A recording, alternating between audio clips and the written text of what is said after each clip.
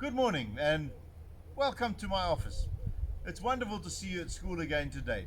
It's Wednesday and it's nearly half term, so this is the last chance we have to do some really good work before we rest. Yesterday I set you a challenge and the challenge was a riddle.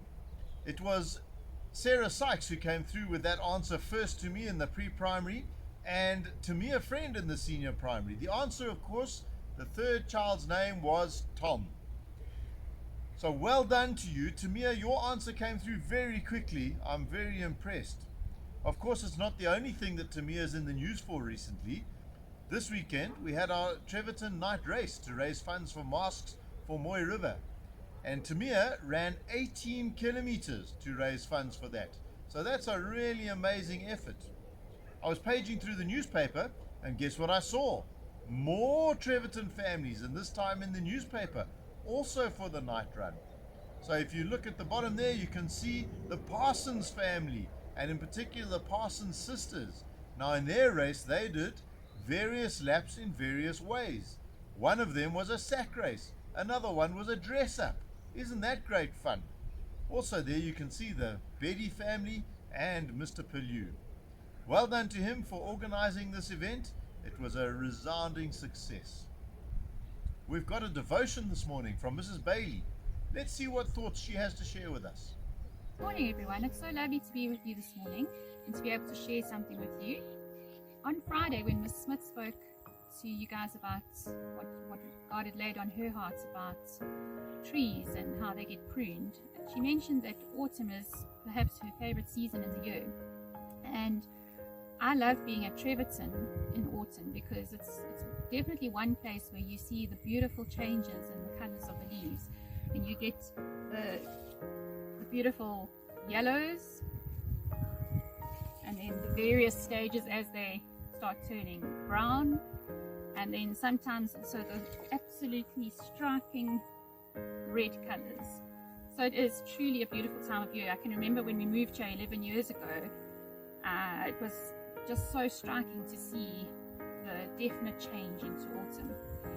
And that reminded me about a passage in the Bible where it talks about the fact that everything in nature and in our lives as a whole is all part of God's plan and all part of His time. It's actually called a time for everything, and it comes from Ecclesiastes chapter 3, and I'd like to read it to you. A time for everything. There is a time for everything, and a season for every activity under the heavens. A time to be born, and a time to die. A time to plant, and a time to uproot. A time to kill, and a time to heal. A time to tear down, and a time to build. A time to weep, and a time to laugh. A time to mourn, and a time to dance. A time to scatter stones, and a time to gather them. A time to embrace, and a time to refrain from embracing. A time to search, and a time to give up. A time to keep, and a time to throw away. A time to tear, and a time to mend. A time to be silent, and a time to speak. A time to love, and a time to hate. A time for war, and a time for peace.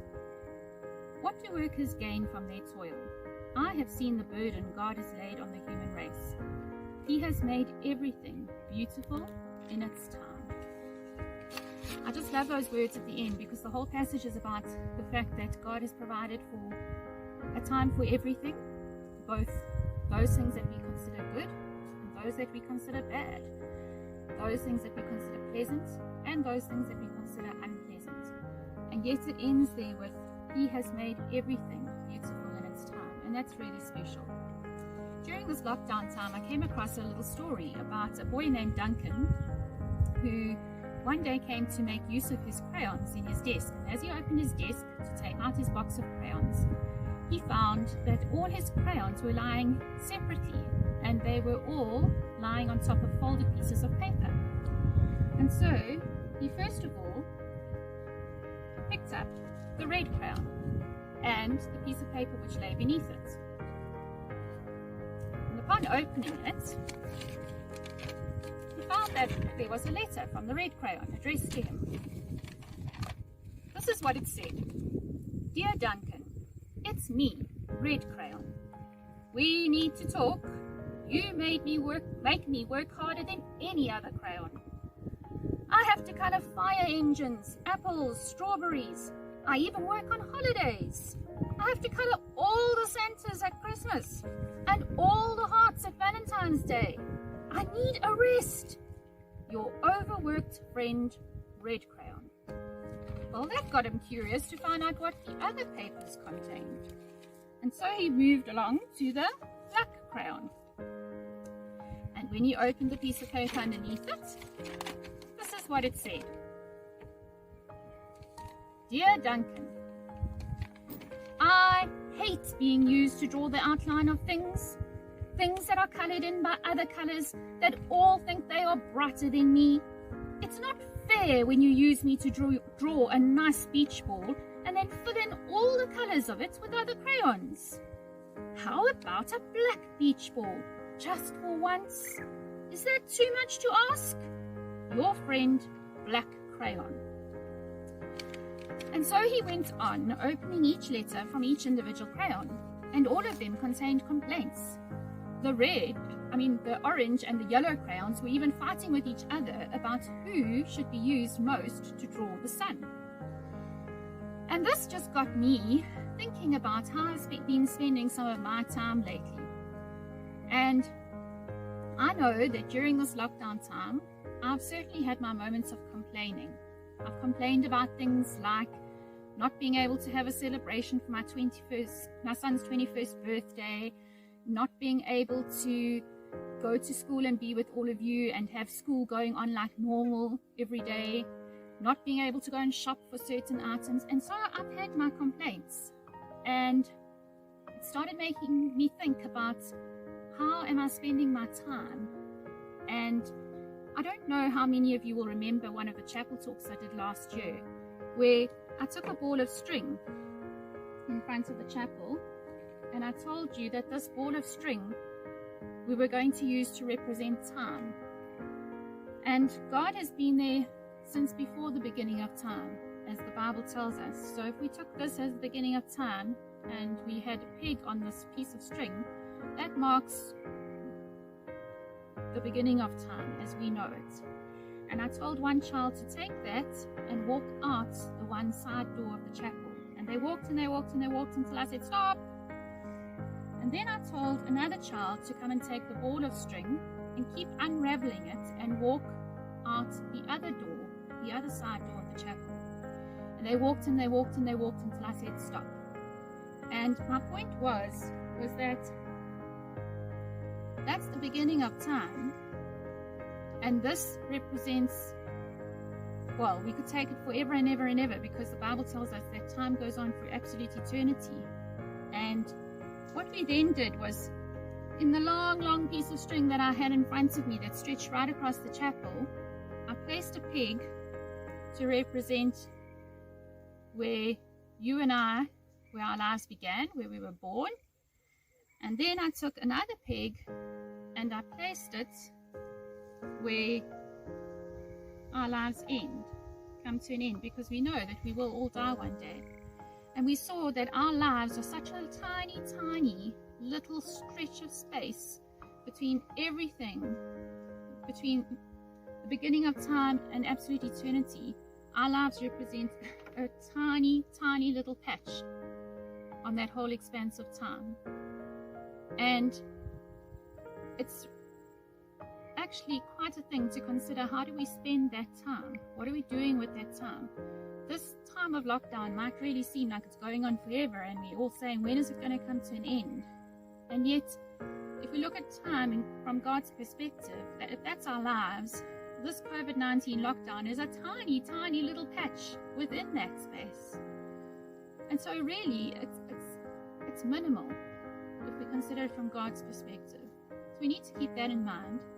And we need to also keep in mind that there is, as we read in Ecclesiastes, a time for everything, both the good and the bad, the things that we might consider uncomfortable and unpleasant too, but that God will make everything beautiful in its time. So I want to leave you guys today with two verses that are a challenge to me as well, as much as I'm challenging you. It's all about how we should maybe rather be spending our time. So the first one comes from Philippians chapter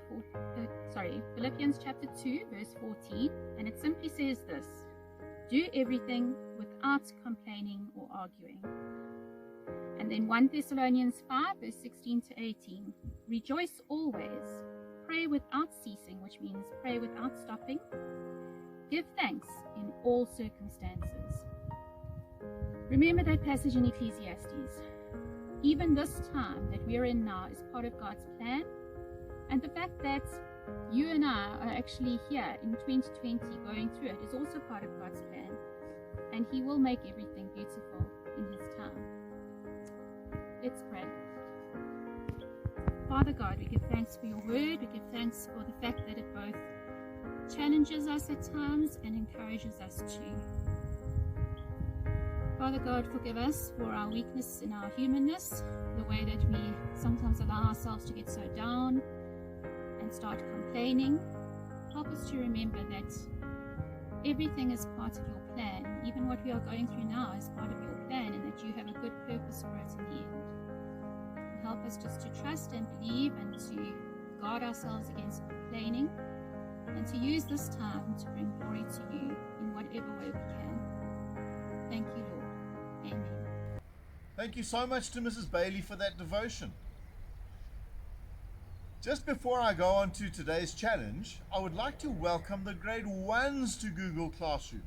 They have just joined us this week, and yesterday was their first Google Meet. So grade 1s, welcome. Please just send me a message, even if you're not sure of the answer to the question. Just send me a message to say hi. Today's challenge. Have a look at this picture. How many triangles are in there? You're going to really have to think carefully about this one. It's not easy at all. The more you look, the more triangles you're going to see. Send your answers in to me on the Google Classroom or through your teacher's WhatsApp feeds, and I look forward to getting those responses. Have a great day, and as always, work hard.